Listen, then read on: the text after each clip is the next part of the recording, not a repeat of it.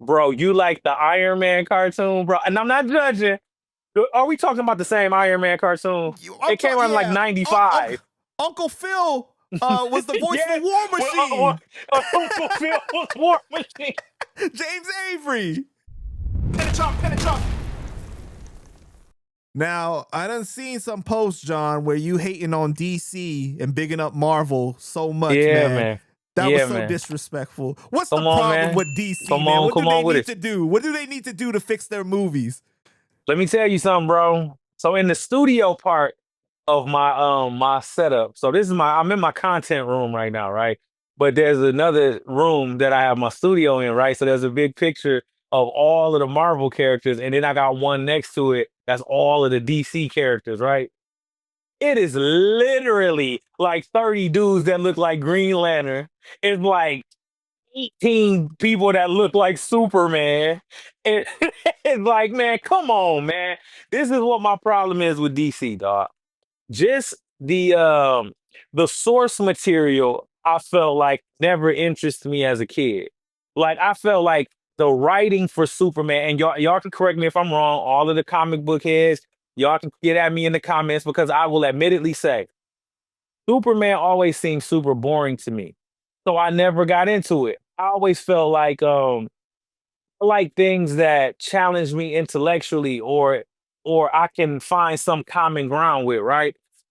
The gallery of Marvel characters, all no matter what walk of life you're from, you could find some way to relate to some Marvel character.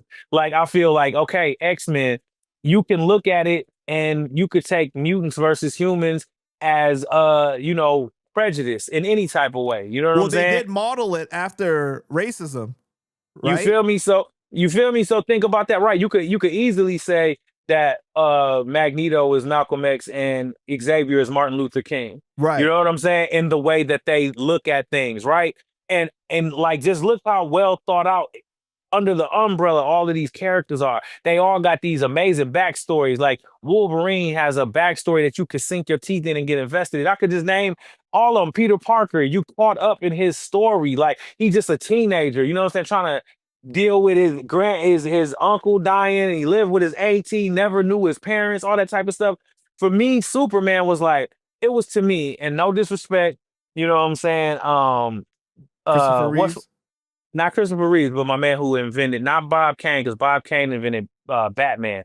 Who was the cat that invented Superman? Um, God, well, please forgive me, but to the creator of Superman, I mean, it's just my opinion. Like I said, we all look at things different, but Jerry the like, Siegel.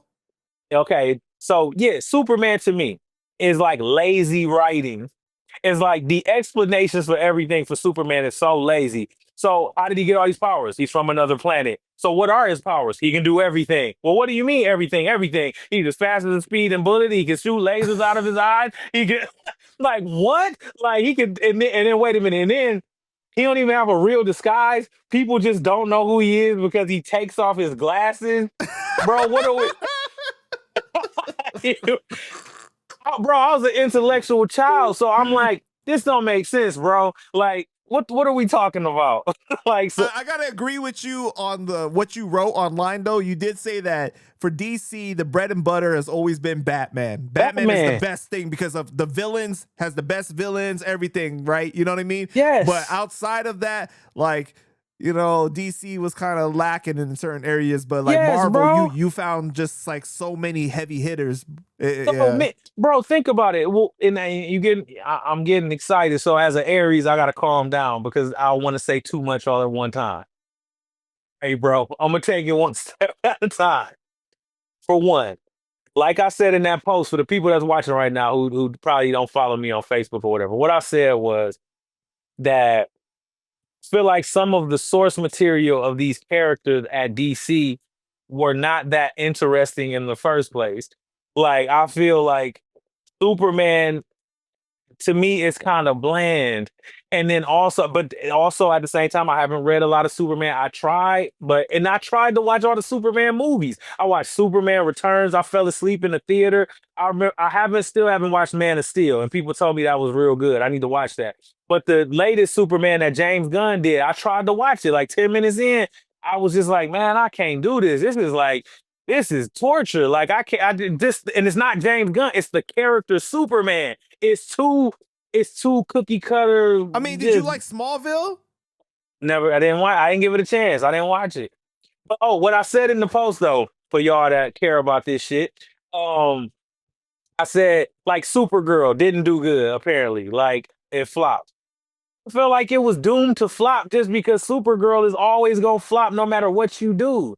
I feel like Green Lantern flopped, and like when Ryan Reynolds played him, I feel like that was gonna happen regardless because I feel like the expectation for a superhero movie, you're basing it off of like heavy hitters like Batman and Superman or whatever the case may be. The bench for DC is not as known or well liked as the bench for Marvel. Iron Man came off the bench for Marvel. Now he's like a A household starter. name. You feel me? Like when we was growing up, the starters for Marvel was X-Men, Spider-Man, um, and I'm trying to think who else was on the starting lineup for Marvel. I want to say X-Men and Spider-Man was like the bread and butter for Captain Marvel. America, maybe. I still feel like Captain America was the sixth man, like as far as in cinema. Yeah, You know what I yeah. mean? Like it was like X-Men had been proven that they could sell because of the cartoon. Right. The original X-Men cartoon that came out in 92 did really well. So they were a proven commodity. Then the Spider-Man cartoon that came out in 93 was a proven commodity. So it was like Marvel knew anything X-Men or Spider-Man, we gonna get some money. That's why Sam Raimi and Tobey Maguire's Spider-Man did amazing numbers. The original X-Men movie that Bryan Singer directed did amazing, phenomenal numbers because they had already proven that these commodities would sell. Iron Man cartoon was horrible when I was a kid.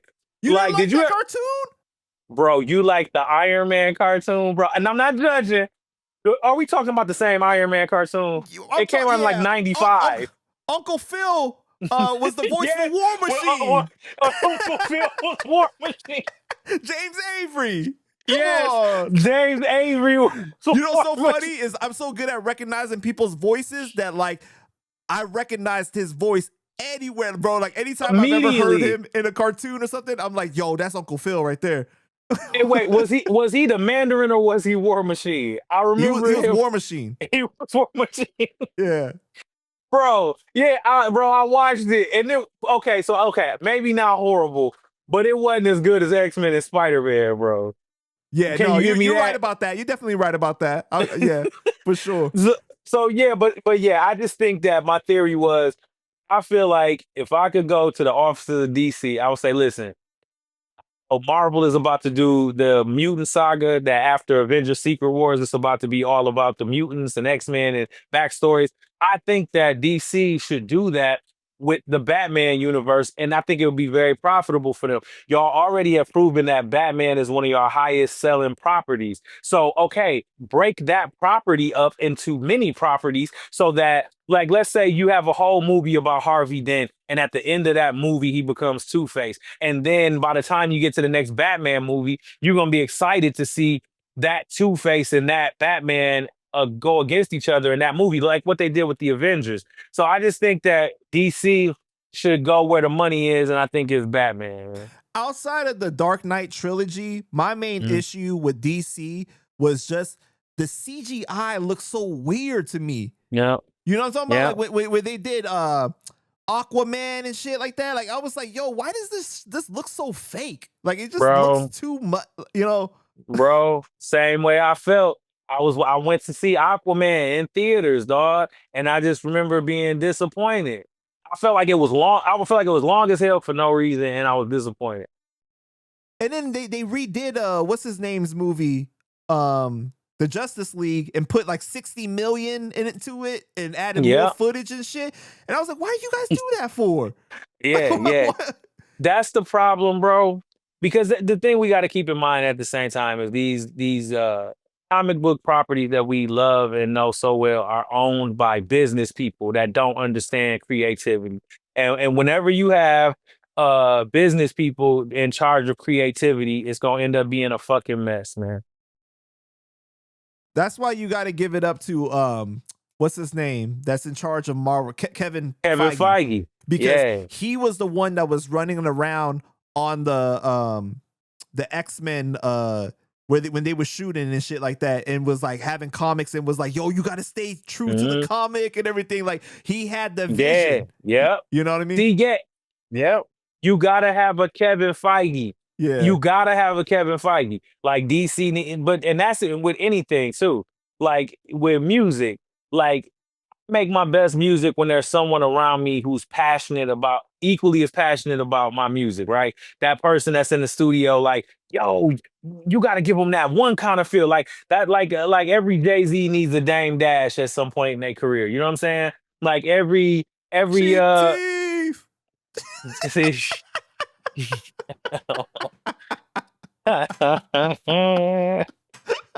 That shit is funny. That's funny. That's funny. You can't fuck it. It's funny, man. But you understand the reference I'm making. That you need a Kevin Feige, somebody who is passionate, who passionate about the project, bro. You wild. You wild boy. You wild boy. Bro. Bro, that song is crazy. Yeah, man. But yo, let me ask you, do you think that Marvel should have bought DC when it was up for sale recently? I'm gonna go with no. And these might be two different scenarios, but I think it's kind of, you're a pro wrestling fan too, right? Right. That's like when WWE bought WCW. And ECW at the same time. And ECW, right? And I remember at the time, you didn't like the storyline of the invasion? You didn't like that? That's sarcasm, right? Because you can't be you serious right now, bro? You did not like seeing Booker T go against The Rock? Bro. Five time. Exactly. You didn't like seeing Edge and Christian versus the Chronic, bro. Like that wasn't what you paid to see, bro. What about the NWO against The Rock? You know, that was, I mean, there was some good parts, all right. You know, that was the last that I started. I watched wrestling, though. I'm not gonna lie. Yeah, man. The invasion turned a lot of people off. But you see what I'm saying? Like when you've been in competition, whether it be friendly competition or not, I feel like when one entity like conquers or buys the other one, how can people that have always been true blue Marvel people have the same enthusiasm for the properties that are DC? I don't know that, but maybe it don't work like that. Maybe I could but I'm just saying, like, what if, like Kevin Feige, right? He's been so involved in Marvel, right? So to say Kevin Feige would have the same passion for DC properties, I don't think it's like Vince McMahon buying WCW. It's like WWE is his baby. So it's like when he bought WCW, it was like, well, okay, I don't care that much about ECW and WCW. Like, I wanted to succeed, but I'm not gonna be as passionate. Wanted their Batman. Yes. Right? That's pretty much. That's it. There you go. And so I think the same would be true like with Marvel. No, I just think DC needs a Kevin Feige, somebody who's equally as passionate about the characters and the story arcs and all of that at DC as Kevin Feige is about Marvel. All right. Who do you relate to the most as a superhero as a kid? And who do you relate to the most now as an adult? Let me see. Can you still hear me? It was because it was going out. You can hear me? Okay. Yeah. As a kid, and I think for the most part it's still true today. Batman. Like Batman, I got the bat signal tattooed on my wrist. You know what I'm saying? And I got Iron Man too. Talking all this shit on DC, and you relate to Batman the most. Come on. Listen, bro. I always tell people, Batman is my overall favorite superhero and my favorite superhero like universe. But my favorite brand, like as far as like all encompassing, is Marvel. You feel me? I agree with that. Yes, but it would be Batman just because the similarities are, I experienced a lot of loss in my life. Like, you know, so I related to like Bruce Wayne becoming so filled with like anger that it made him do something extreme and take on a persona in order to do what he felt was right. And for me, that's what Jon Connor and music is for me. I experienced a lot of loss. I grew up in Flint, Michigan, seeing people die, you know, before their time, and, you know, grew up watching just my whole city with the water crisis and the poverty and all of that. it forced this kid, Yahn Freeman, to do something extreme, to take on a persona, to try to do good the best way he knew how, which was to take on a persona and fight evil the best way that I could, which is through the music. All right. If you could have one superpower, what would it be? I would say have damn. I'm gonna keep it real. America Chavez. I'd be able to travel through the multiverse. I can just go to different realities whenever I wanted to. What do you like about that? Just I would love to be able to see, because that's so cool to think that she can travel to any variation of reality. Like, so I would love to see, like, damn, what would my life have turned out like if I'd have did this, or if I would have did that, like, or whatever the case may be. To be able to go experience different realities, I don't know. That's just ill to me. Like, I just think that's super, super You ill. want like a Earth 42? Yeah, you know what I mean? And then I'd be able to go jump and stop certain catastrophes from happening and all of that type of shit. You know, I think I'd enjoy it. Would be fun, and I still would be able to spread a lot of good, man. Hey, that's dangerous, man. That's the butterfly effect. You change one thing, you change everything. Yeah, you're right, though. You are right. When you right, you're right. For real. All right, but since our last interview, has the MCU been fixed? I think X-Men 97 is amazing. Have you watched this? Yeah. X-Men 97 is crazy. Right. X-Men 97 alone is like, whoop, thank God, because it was getting tough. I told you last time, I felt like with Marvel, I was cheering for my favorite sports team and they kept letting me down. So it's like now I feel like they're getting back on track. I truly still believe that Doomsday and Secret Wars is going. I feel like Spider-Man, Doomsday, and Secret Wars are going to be the movies that make us as Marvel fans feel at peace again. I think X-Men 97 has done that. We not back on track yet until we see Spider-Man, because Fantastic Four was cool, but in some ways for me it wasn't that memorable. Like it's cool, but it wasn't like a life-changing event. Like, right, you know what right, I mean? Right. And I miss go ahead. No, go ahead. Oh no, I was gonna say I miss when a Marvel movie had me calling my friends, calling the homies, like, bruh, did you see? I saw Fantastic Four. I'm just like, all right, I saw it. Back to work. Right. You know what I mean? But what about them saying that Blade is gonna be in it, but it's gonna be Ali's gonna play him? Really? Oh snap! They really about to see, and the rumors that I had heard was that they shut down the original, the individual movie. Right, that's what I heard. Yeah, he's gonna be in one of these Avengers movies. And I think that would be cool if we saw, because the premise of like Doomsday and Secret Wars is gonna be, at certain points they're gonna have to fight variants of themselves. So that would be interesting to watch him fight Wesley Snipes. That would be a way that I would love to see that. Like if the new Blade fought the old Blade, like, you know what I mean? And you had Tobey Maguire having to fight Tom Holland Spider-Man, and you feel me? Like, I would love to see that.